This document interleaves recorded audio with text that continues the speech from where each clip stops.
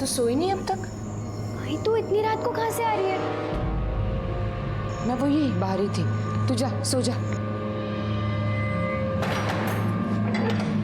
सो जा जाके, लेट हो गया है। मैंने ही बुलाया था उन लोगों को, रिश्तेदार है हमारे, बुरे वक्त में अपने ही काम आते हैं। अहो ऐकत रे मी काय म्हणतीये, किती चिडचिड करता। देख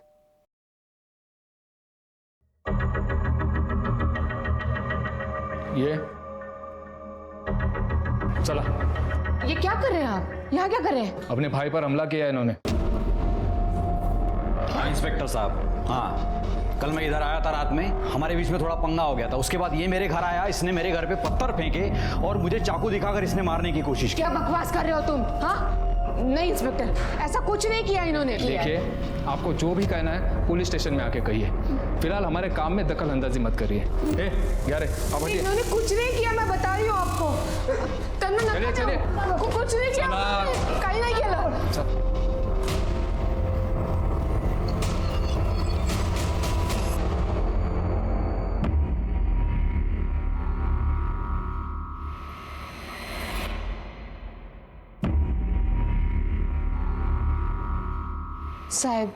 साहब वो घर पर ही थे।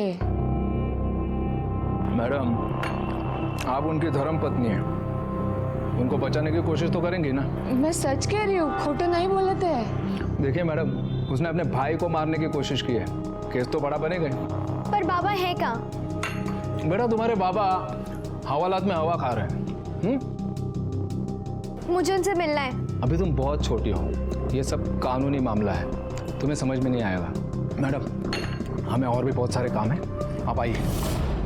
साहब कुछ ले देकर ये सारा मामला ठीक कर दो ना सर। क्या बोल रहे हैं आप? नहीं, क्या बोल रहे हैं आप? मैं रिश्वत खाने वाला लगता हूँ? नहीं साहब। तो क्या बोल रहे हैं आप? देखिए मैडम, जो भी होगा कानूनी प्रोसीजर से होगा। आप एक काम करिए, बेल लेके आइए, छोड़ देंगे। साहब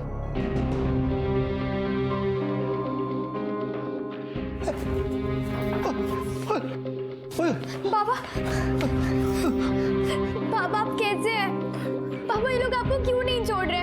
मैं जानती हूँ आपने कुछ नहीं किया है। क्या हो रहा है इधर? क्यों शोर मचा रहे हो? चलो निकलो यहाँ से। बाबा चलो, अरे चलो यहाँ से।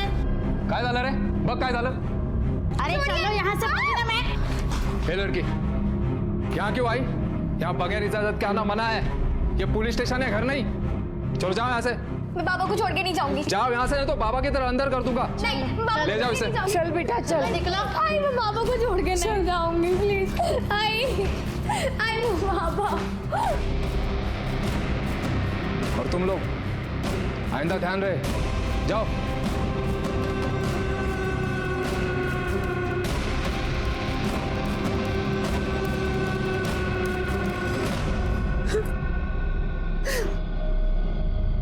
क्या कर रही थी तू? हाँ, मैं पहले से कम परेशान हूँ क्या जो तू और परेशान कर रही है? मत कर, समझता नहीं तुझे। मैडम, आपको अपने पति की बेल करवानी है क्या? हो, मेरे पास ना एक वकील है मैडम, अच्छा वकील है, अशफाक खान नाम है उसका। कार्ड देता हूँ मैडम, फ़ोन करिए उसे, बेल 100% हो जाएगी। मेरे पति ने कुछ नहीं किया है। देखिए आप फिक्र मत कीजिए, आपके पति की बेल हो जाएगी। आप रिलैक्स हो जाइए, बैठिए और मुझे डिटेल में बताइए। बैठिए। वकील अंकल ने बाबा की बेल भी करवा दी थी, सब बहुत खुश थे। माँ ने बाबा को छुड़ाने के लिए दिन रात एक कर दिए थे। मुझे लगा कि मैं ही गलत समझ रही हूँ। माँ सच में बाबा से बहुत प्यार करती है, लेकिन फिर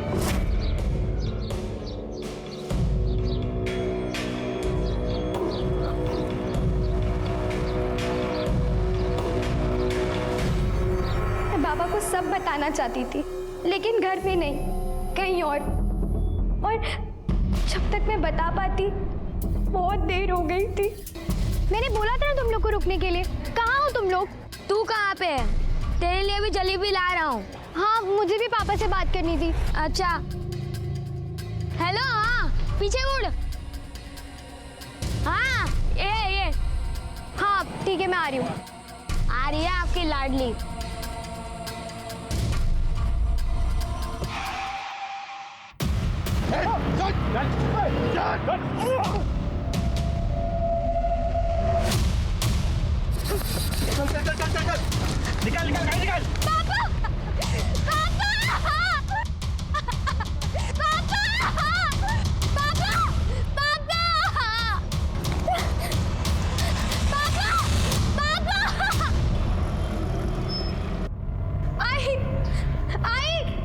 क्या हुआ बेटा?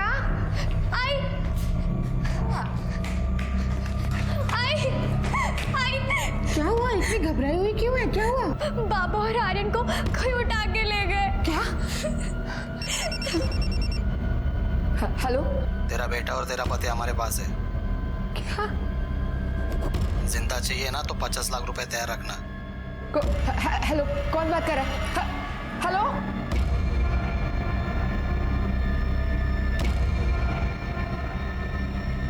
क्या किया आपने बाबा के साथ? क्या बोल रही है तू? ज्यादा नाटक मत करिए। बहुत दिनों से देख रही हूँ मैं, किसके साथ चक्कर चल रहा है आपका? क्या कहा तूने? हाँ? और ये सब कुछ तेरे दिमाग में आया भी कैसे? देख बेटा, जो तू सोच रही है वैसा कुछ नहीं है। तेरी कसम, मैं तुझसे, तेरे बाबा से और तेरे भाई से बहुत प्यार करती हूँ। ये सब दिमाग में से निकाल दे। और तू परेशान मत होना। हाँ? मैं तेरे बाबा को और आर्यन को कुछ नहीं होने दूंगी। हमारी मदद करने वाला कोई भी नहीं था, इसीलिए आई वकील अंकल के पास गई। मुझे समझ में ही नहीं आ रहा है कि मैं क्या करूं। ऐसा कोई भी नहीं है कि जिससे मैं मदद मांग सकूं। हो सकता है ये सब दो भाइयों ने किया हो सकता क्या सर? मैं जानती हूँ ये पुष्कर चाचा और संतोष चाचा ने मिलकर किया है। मुझे लगता है हमें पुलिस के पास जाना चाहिए। नहीं, पुलिस के पास नहीं। अगर हम लोग पुलिस के पास जाएंगे तो मुझे डर है कि वो इन्हें और आर्यन को कुछ कर ना दे। रागिनी जी आपसे 50 लाख रुपए मांग रहे हैं, आप कहाँ से लाएंगी इतने पैसे? इनकी जमीन बेच देंगे। कानून आपको इजाजत नहीं देती। अगर कोई आदमी जिंदा है तो उसके प्रॉपर्टी या जमीन आप ऐसे ही नहीं बेच सकते। कंसर्न लेटर पे उस आदमी की साइन लगती है। गांव में मेरी जमीन है, अगर उसे बेच देंगे ना कुछ पैसे तो आ ही जाएंगे। उस जमीन के पेपर से आपके पास? हाँ है। ये लो 30 लाख रुपए। 30 लाख दिलीप? अरे जमीन कम से कम 70 लाख की है, 50 लाख तो आने चाहिए। देखो अशफाक भाई, अभी मेरे पास 30 लाख रुपए चाहिए तो ले लो। अरे तुम समझ नहीं रहे। हमें चलेगा, सिर्फ 30 का ही इंतजाम हुआ है। माँ के कहने में वो 30 में मान भी गए थे और उन्होंने जहाँ पैसे रखने को बोला था वहाँ पे माँ गई भी पैसे रखने। और उन्होंने कहा कि बाबा और भाई हमें उसी ज़मीन में मिलेंगे जिस ज़मीन की वजह से सारी लड़ाई थी। और जब हम लोग वहाँ पहुँचे तो आर्यन, बाबा, आर्यन, हाँ भाई,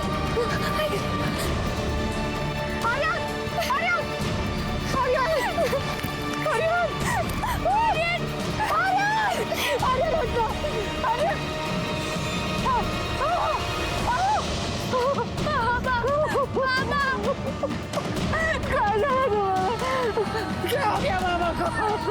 बोलो उनसे उठने के लिए। उठाना।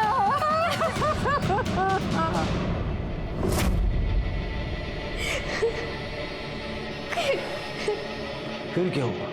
फिर पुलिस आई, उन्होंने दोनों चाचा को अरेस्ट कर लिया। माँ ने बोला भी कि बाबा को उन्होंने ही मारा है, लेकिन उन्होंने दोनों चाचा को छोड़ दिया। सबूत कहाँ है हमारे पास उनको बंद रखने के लिए? छोड़ना तो पड़ेगा ही ना। 3 महीने बाद भी कुछ नहीं पता चला। और फिर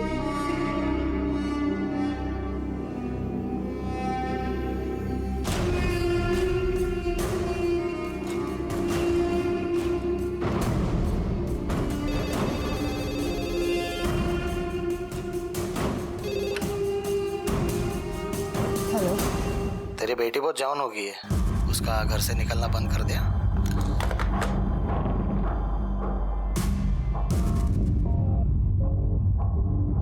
चाचा के आदमी मुझे आते जाते परेशान करते थे। उन्होंने तो जैसे मेरा जीना हराम कर रखा था। क्या हुआ? काय झालं? रुक मैं देखती हूँ.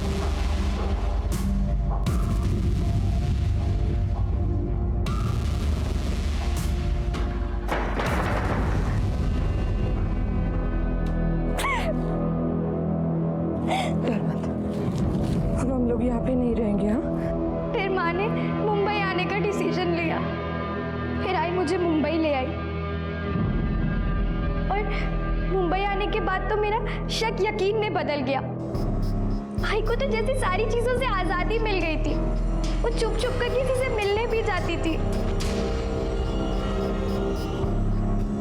बाबा को गुजरे सिर्फ 6 महीने ही हुए थे, लेकिन आई के लिए तो वो जैसे कभी थे ही नहीं. मुझे उस घर में घुटन हो रही थी और बर्दाश्त नहीं कर सकती थी मैं. और फिर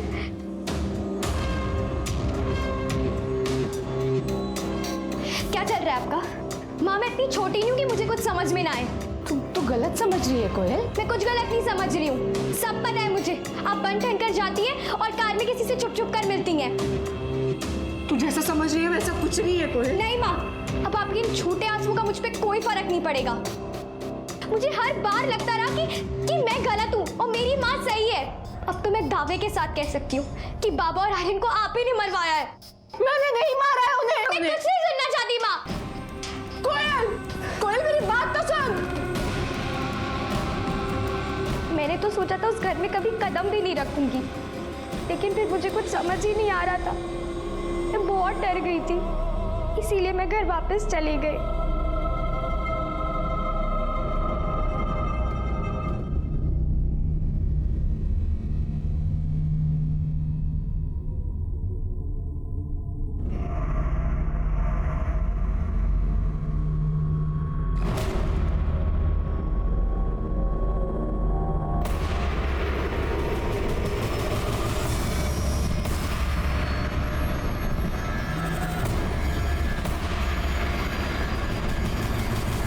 फिर मुझे सीधा हॉस्पिटल में होश आया.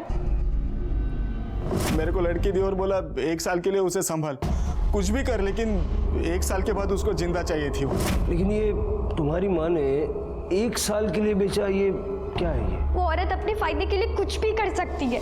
पापा तो बोल भी नहीं सकते थे, तब भी उनसे शादी कर ली क्योंकि बाबा के पास प्रॉपर्टी थी. वो औरत पैसे के लिए कुछ भी कर सकती है, इसीलिए मुझे भी बेच दिया. तुम्हारी एज कितनी है? 17 साल. इसका स्टेटमेंट ले लो और घर का पता ले लो, और स्टेटमेंट पे इसके साइन ले लेना. Okay sir. बेटा आराम करो.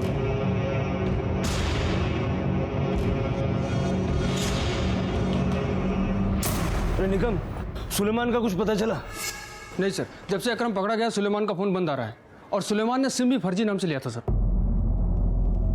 सर, क्या कोई औरत इतना गिर सकती है कि अपने बेटे और पति को मारने के बाद अपनी ही बेटी को धंधे पर लगा दे? जादव, अपने मतलब के लिए इंसान कुछ भी कर सकता. सर, मुझे 1 साल वाली बात समझ में नहीं आ रही है. लड़की 17 की है जादव. हो सकता है कि उसकी माँ उसके 18 के होने का इंतजार कर रही हो. क्यों सर, ऐसा क्या होने वाला था 18 साल में? अब इसका जवाब या तो रागिनी दे सकती है या सुलेमान. सुलेमान का जल्द से जल्द मिलना बहुत जरूरी है, और इससे पहले कि रागिनी अंडरग्राउंड हो जाए उसको उठा ले.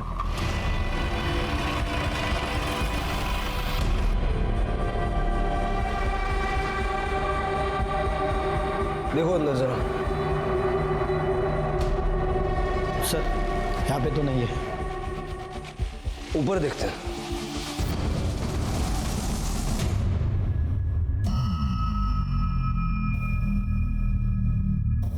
सर, लगता है यही रागिनी है. ये देखिए. गले को रस्सी से दबाया गया है, निशान पड़ गया है. जादव, कोयल से बॉडी की शिनाख्त करवाओ और बॉडी को पोस्टमार्टम के लिए भेजो और फॉरेंसिक को इन्फॉर्म कर दो. Okay sir.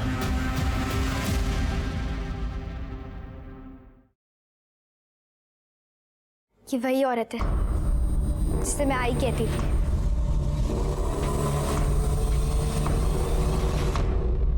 Sir, Suleman human trafficking में शामिल था. उसके खिलाफ बहुत से चार्जेस हैं पुलिस रिकॉर्ड में. ये देखिए सर. और सर, मुझे लगता है कि सुलेमान ने ही रागिनी को मारा है, क्योंकि माँ बेटी यहाँ अकेली रह रही थी और सुलेमान की नजर उन पर पड़ी हो, उसने माँ को मारकर बेटी को उठाकर बेच दिया. सर, रागिनी की पोस्टमार्टम रिपोर्ट आ गई है। पोस्टमार्टम रिपोर्ट के मुताबिक रागिनी की मौत 10 तारीख को रात को 8 बजे से 12 बजे के बीच में हुई है। रस्सी जैसे चीज से उसका गला दबाया गया, जिस वजह से उसकी विंड पाइप चोकअप हो गई और उसी में उसकी मौत हो गई। सर, घर पर भी किसी के उंगलियों के निशान नहीं मिले। हो सकता है कि कातिल ने सारे उंगलियों के निशान मिटा दिए हो। हाँ, लेकिन मेन डोर पर किसी के उंगलियों के निशान मिले। सुलेमान के फिंगरप्रिंट्स रिकॉर्ड पे हैं? नहीं सर। मुझे कोयल पे शक है, वो भी मार सकती है। गुस्से में तो वो थी ही, क्योंकि उसे लगता है कि रागिनी ने उसके बाप और भाई को मरवाया। हो सकता है सर।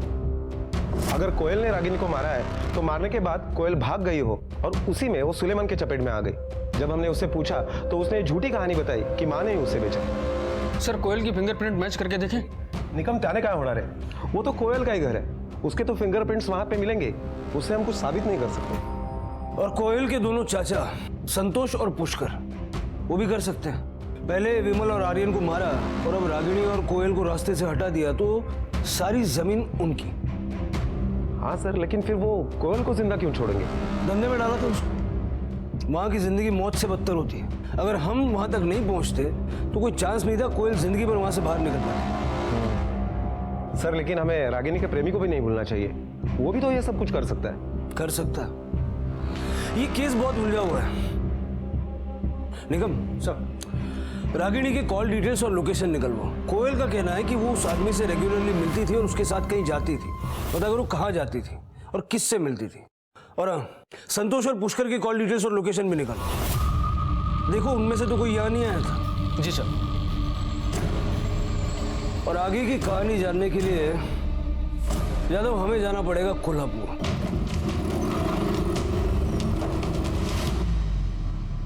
लेकिन सर, मैं क्या करता? जब विमल और उसके बेटे को अगवा किया गया तो किसी ने पुलिस कंप्लेंट की नहीं थी। बाद में जब उनकी डेड बॉडीज मिली तो बताया गया कि दोनों चाचा ने किया है। हमने उनको अरेस्ट किया, पूछताछ की, लेकिन कुछ पता नहीं चला। अब सबूत ना होने के कारण हमें उन्हें छोड़ना पड़ा। पाटिल साहब, खून हुआ है तो खून ही तो होगा। हाँ, पर वैसा कुछ पता नहीं चला। पता चला नहीं, आपने पता करने की कोशिश नहीं की। माँ बेटी दोनों कोल्हापुर छोड़ के चले गए, आपका काम खत्म। ये केस अब हम टेक ओवर कर रहे हैं। या ना दे, लेटर दे। जादव, इनसे दोनों भाइयों की फिंगरप्रिंट्स की फाइल लेकर रागिनी के घर में मिले फिंगरप्रिंट्स से मिला के देखो। तब तक दोनों भाइयों से बातचीत करते हैं। Okay sir.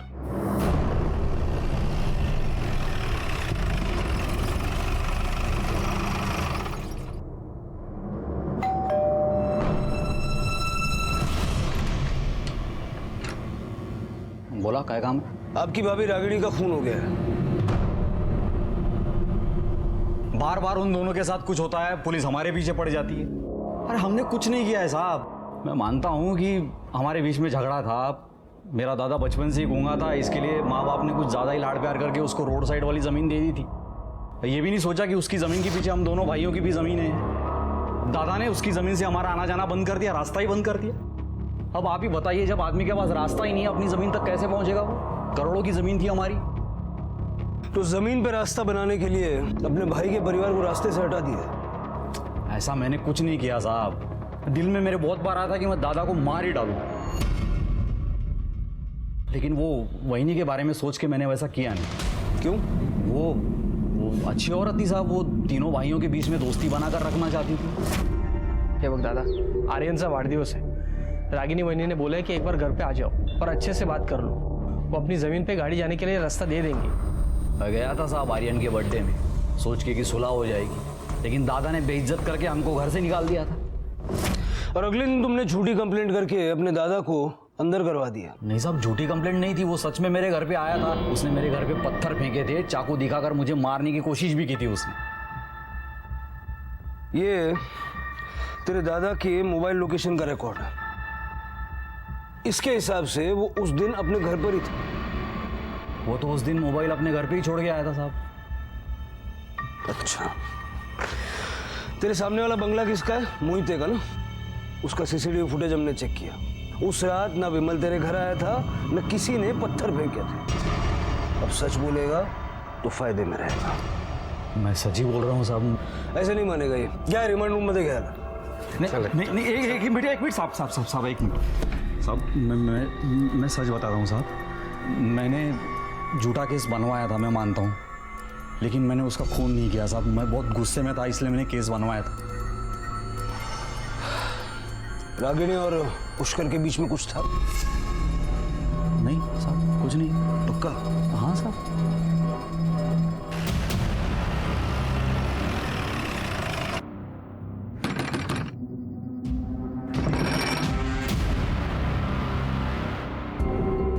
पुष्कर देशमुख कुठे आहेत? ते साताराला गेलेत कामासाठी। सातारा में कहाँ गए? जी वो सब तो मुझे नहीं पता।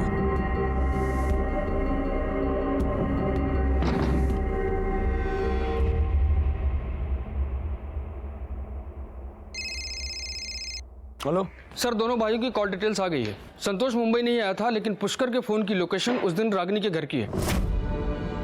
सर, एक बार शाम को 7:30 बजे के लगभग और रात को 11 बजे के करीब। उसके बाद से पुष्कर का फोन बंद है सर।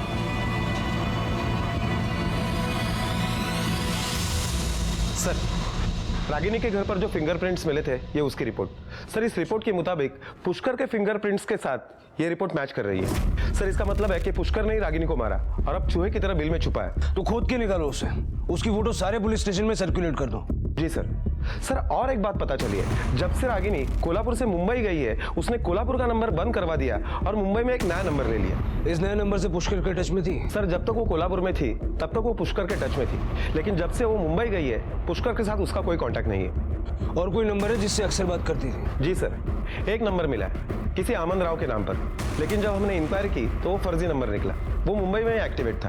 मतलब कोल्हापुर से बेल करवाई थी, 2-3 बार उनके घर पे भी गया था खाना खाने के लिए। इतनी ज्यादा जान पहचान कि मुंबई जाने के बाद भी रागिनी आपसे देर तक बातें करती थी? सर, वो मेरी क्लाइंट है। वो अपने नाम की जायदाद, जमीन जो थी उनकी, वो बेचना चाहती थी, इसलिए मुझे बार बार फोन करती थी कि कोई अच्छा बायर ढूंढ ले और वो जमीन बेच दे।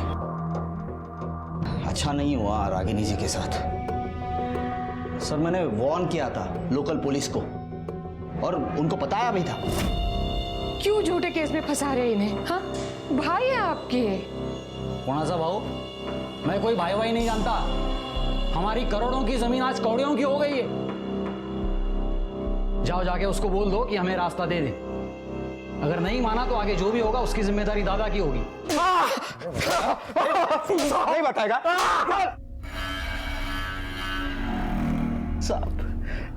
साहब, मैंने कुछ नहीं किया साहब। साहब, तूने और तेरे भाई ने मिलके मारा है? नहीं साहब, मैंने सिर्फ गुस्से में आके धमकी दी थी साहब, मैंने नहीं मारा। हो सकता है पुष्कर ने किया हो। साहब, आपने पूछा था ना मेरे से, आपने पूछा था ना, पुष्कर वहीनी को पसंद करता था साहब, और उनसे मिलने के, उनसे बात करने के बहाने ढूंढता था हमेशा। दोनों के बीच कुछ था? हो सकता है साहब। 1 साल बाद क्या होने वाला था? 1 साल बाद पता नहीं साहब मेरे को। सर, मुझे तो लग रहा है कि संतोष झूठ बोल रहा है। उसी ने रागिनी को मारा होगा। इसे शक हो गया कि रागिनी और पुष्कर के बीच में कुछ चक्कर चल रहा है और इसीलिए उसने रागिनी को मार दिया और अब सारा इल्जाम पुष्कर के ऊपर डाल रहा है। ये भी हो सकता है कि वो फर्जी नंबर पुष्कर का ही हो, जिससे रागिनी मुंबई में बात किया करती थी। और उस दिन जब कोयल ने किसी आदमी को अपने घर से निकलते हुए देखा, हो सकता है वो पुष्कर ही हो, क्योंकि पुष्कर उस शाम को रागिनी के घर गया था और उस रात को पुष्कर फिर से वहां गया था। हो सकता है कि रागिनी ने पुष्कर से कहा हो कि कोयल को शक हो गया है। पुष्कर और रागिनी का झगड़ा हुआ, पुष्कर ने रागिनी को मार दिया और कोयल को सुलेमान के हाथों बेच दिया, या फिर कोयल ने रागिनी को मारा और सुलेमान के चंगुल में फंस गई। हाँ सर, ये सारी कड़ियाँ सुलेमान से जुड़ रही है। एक बार फिर से सबके कॉल रिकॉर्ड चेक करो। Okay sir. पुलिस खबरियों के जरिए सुलेमान को ट्रेस कर रही थी और दूसरी तरफ पुष्कर की तलाश में पुलिस ने पुष्कर की पत्नी के कॉल रिकॉर्ड्स को ट्रेस करना शुरू किया। सर, पुष्कर के बीबी के मोबाइल रिकॉर्ड्स। सर, ये रिकॉर्ड के मुताबिक पुष्कर के बीबी के मोबाइल पर कोल्हापुर के अलग अलग एरिया से कई बार फोन आया करता है। हो सकता है ये कॉल्स पुष्कर ही कर रहा हो। कोल्हापुर के सारे होटल्स चेक करो, कहीं छुप के बैठा हो।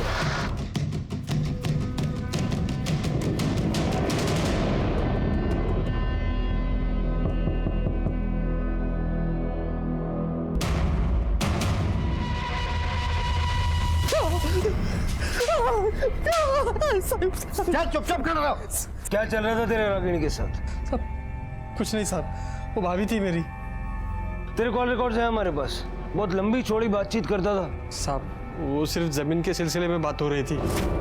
आज आर्यन का बर्थडे है, इनका मूड भी अच्छा है, तुम आके बात कर लेना। हाँ वही नहीं, सच बोलूं तो मुझे बहुत बुरा लगता है। आप चोरों की तरह मुझे फ़ोन करती है, मुझसे मिलने आती है। साहब विमल दादा कुछ सुनने को तैयार ही नहीं थे और संतोष भाऊ का गुस्सा भी बहुत खराब है। आर्यन के बर्थडे वाली रात झगड़े के बाद रागिनी से मिलने गया था तू? हाँ सर, वही नहीं, दादा ने ये ठीक नहीं किया। संतोष भाऊ बहुत भड़का है, वो कुछ तो भी गलत करने वाला है। तू संभाल लेना। मैं कुछ नहीं कर सकता वही। सुना, तू कुछ कर ले, संभाल ले। कुछ नहीं कर सकता वही नहीं, जाने दो मुझे। तू सोई नहीं अब तक? तो रागिनी ने तुझे विमल को झूठे केस में फंसाने से रोका था या उसी के कहने पे तुम दोनों भाइयों ने मिलकर विमल को फंसाया था? नहीं साहब, वही नहीं, दादा को क्यों फंसाएगी? क्यों? उसके बाद भी वो तुझसे मिलती नहीं थी? एक ही बार मिली थी साहब, बहुत दुखी थी। इन पर झूठा इल्जाम लगा के क्या मिला तुम लोगों को, बता। मैं तुम तीनों भाइयों में दोस्ती करवाना चाहती थी और तुम लोगों के। लेकिन वही नहीं, संतोष भाऊ का गुस्सा आप जानती हो ना। अरे लेकिन इस गुस्से से क्या हासिल हुआ? काळजी करू नका वही नहीं, सब ठीक हो जाएगा। अच्छा, तो रागिनी ने तुझसे मिलना बंद कर दिया तो तूने विमल और आर्यन को अगवा किया और मार दिया? नहीं साहब, मैंने उन्हें नहीं मारा। क्यों, तेरा और रागिनी का चक्कर नहीं था? नहीं साहब। तेरे संतोष भैया ने बताया बहुत मजे ले लेके बातें करता था। मैं पसंद करता था वहीनी को, लेकिन वहीनी की तरफ से ऐसा कुछ नहीं था। और दादा के मरने के बाद 3 महीने के बाद वहीनी कोयल को लेके गायब हो गई, तो और किसी को पता ही नहीं चला कि वो कहाँ चली गई, सिवाय तेरे, क्योंकि तू मुंबई के फर्जी नंबर से उसके साथ बातें करता था। नहीं साहब, मैं भाभी से बात नहीं करता था। देख बेटा, तेरा सारा चिट्ठा है हमारे पास। तू ये बता, तू मुंबई क्यों गया था? नहीं साहब। साहब, तेरी लोकेशन रागिनी के घर की है और उसके दरवाजे पे तेरे फिंगरप्रिंट्स हैं। हाँ साहब, गया था मैं मुंबई, गया था। वनी को बहुत पसंद करता था और यही बताने के लिए मैं गया था साहब। वही नहीं, उस रात नशे में मैं अपने आप को रोक नहीं पाया साहब। वही नहीं,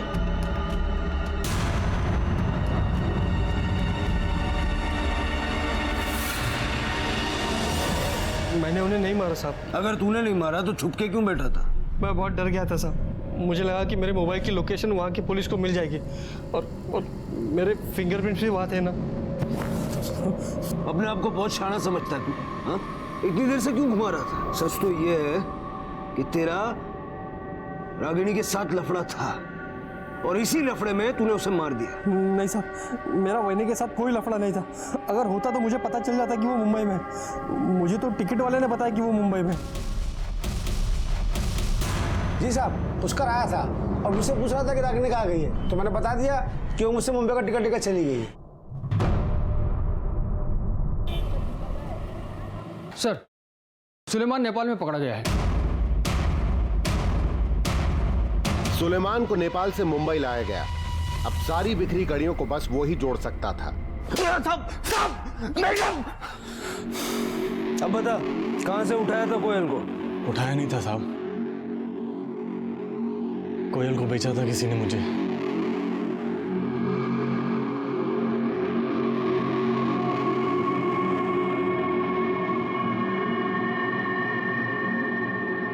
किसने?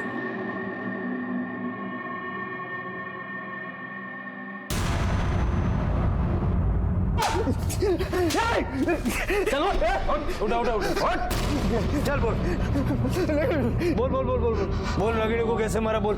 मैंने जब विमल की बेल की तभी मुझे पता चला। रागिनी को दुनियादारी के बारे में कुछ नहीं मालूम। अगर उसके पति का उससे सहारा छुड़ा दूं तो वो सहारा ढूंढते मेरे ही पास आएंगे। और हुआ भी ऐसे ही सर। मेरे आदमी लोगों को बता के मैंने माँ बेटी को दिन रात परेशान किया।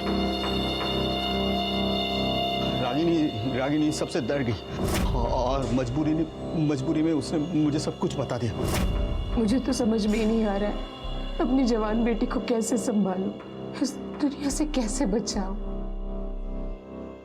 रागिनी जी, अपने आप को संभालिए। मैं हूं ना आपके साथ, हर कदम पे आपके साथ हूं। मारा कैसे वो बोल। सर मैंने रागिनी के साथ प्यार का नाटक किया। वो रागिनी को पति नहीं चाहिए था, उसके बेटी के लिए बाप चाहिए था। ऐसा बाप जो उसके बेटी को दुनिया से प्रोटेक्ट करे। मैंने रागिनी के दिल में संतोष और पुष्कर के लिए डर बिठा दिया।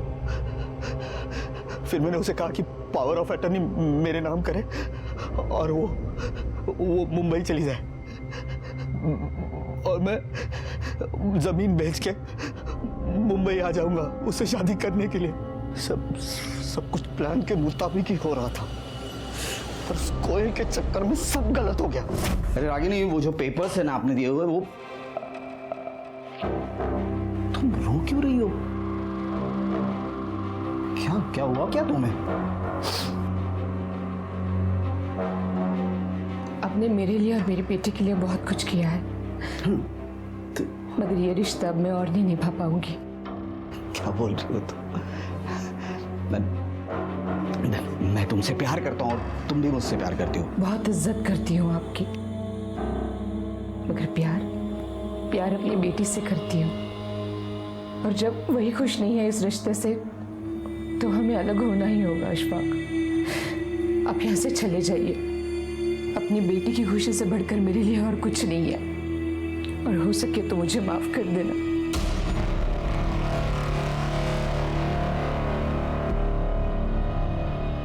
चले जाइए आप। बेटी नहीं आ रही हो? मैंने रागिनी को मार डाला और